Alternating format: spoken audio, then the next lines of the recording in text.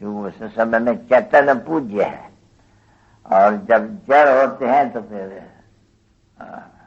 जैसे पुजारी हो जाते हैं, यानी पूजा के लायक, वो है पूज्य है। तो वहां पुजारी तो होते ही नहीं, किसकी पूजा करते ही नहीं है, इसलिए पत्थरों की वहां बनाने की दरकार नहीं रहती है। ये तो समझते हो अच्छी तरह से कि ये बनते ही है। जब भक्त दिमाग शुरू होते हैं तब वो जो 5 तत्व से बने रहते थे, चैतन्य थे, उनकी निशानी फिरा करके ये रखते हैं, बनाई करके। कि चैतन्य के बाद ये विनाश हो जाते हैं, तो विनाश होने में तो खत्म हो जाते हैं सभी। तो जब विनाश होते हैं तो इनका जो चैतन्य है वो खत्म हो जाते हैं। अब फिर तुम जब अविनाशी बनते तो फिर दूसरे जन्म में बस ऐसे ही बनते हो। तो ये तो तुम समझ गए ना, जब ये पुजारी बनते हैं, यानी पूजा के लायक बनते तो पत्थर के बन जाते हैं। जब पूजा है तो 5 तत्व के शरीर का है, तो फर्क तो पड़ जाते हैं ना बच्चे। वो उसको फिर कहा जाता है चैतन्य, वही चैतन्य फिर जड़ बन जाते हैं। अभी ये भी कहाँ के है, ये भारत के ही है। अभी इनकी तुमको जीवन कहानियों का पता पड़ गया। आगे ये जो दिव्य चक्षु, ज्ञान के चक्षु, उनको दूसरी चीजें नहीं कहा जाते हैं। कोई ऐसे जैसे ये आंखी है तैसे कोई आत्मा को आंखी नहीं होती है, इसको कहा जाता है ज्ञान चक्षु। तो अभी तुम बच्चों को बहुत ज्ञान मिला हुआ है, उठाने वाले भले नंबरवार है, बाकी बहुत ज्ञान मिला है। किसका? रचता, और जो रचना है इतनी आदि, शोभी के तरह आदि, मध्य और अंत।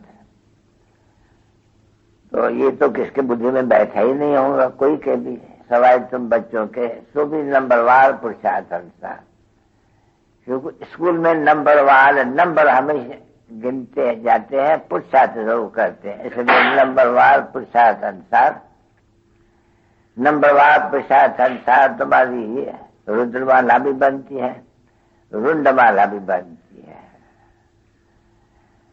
क्योंकि ये बच्चों को समझा गया कि ये सारी मालाएं, एक है रुंडमाला, दूसरी रुद्रमाला, फिर है रुंडमाला। वो है सभी ब्रदर्स, पीछे होते हैं ब्रदर्स एंड सिस्टर्स। जो देखते तो बुद्धि में तो तुम बच्चों को आती है नहीं, बरोबर हम हाथ तुम्हारे तो बहुत छोटी छोटी छोटी, कोई इतने गोल गोल या बड़े नहीं थे, बहुत छोटी छोटी छोटी देख भी नहीं सकते। ये अभी तुम बच्चों को बुद्धि में बैठा था, पहले भी ज्ञान था, चमकता है अजब तारा बुद्धि के बीच में। ये गाय ने सुना हुआ भक्ति मार्ग का, बाकी बुद्धि में बैठे काम ऐसे है चैतन्य, वो मुश्किल है। क्योंकि उसके साथ ये भी बैठना चाहिए कि हम जो बहुत छोटे सितारे हैं वो ये लेकर के, पहले छोटा पिंड बड़ा होकर के देखो कितना बड़ा पिंड हो जाता है, उन द्वारा ये छोटेपन से लेकर बड़े पद तक ये पाठ बजाते रहते हैं। अभी तो तुम ऐसे कहेंगे ना कि हमारी आत्मा जो बिल्कुल ही छोटी है वो बजाती है पाठ, तो पाठ बजाते हैं बड़े से तो बड़ा ही ध्यान में आता है। बाबा कहा है कि ऐसे मत समझो कि सतयुग में कोई बैठ करके कहेंगे कि तुम आत्मा भवानी भाव, यहाँ पर तुम आत्मा समझो नहीं। ये सिर्फ इस समय में एक बार ये तुम बच्चों को ज्ञान मिलता है। क्यों? कि आत्मा पत तो पड़ी है इतनी छोटी सी, और जो भी काम करती है वो सभी उल्टा। वो सुलटा करते थे, बाप सुलटा कराते हैं, रावण उल्टा कराते हैं सब। उसमें भी बाबा ने कहा है बहुत अच्छे समझो को उल्टा और सुलटा कौन सा काम कराते हैं। वो कहते हैं कि परमात्मा सर्वव्यापी है। यह नंबर 1 उल्टा काम।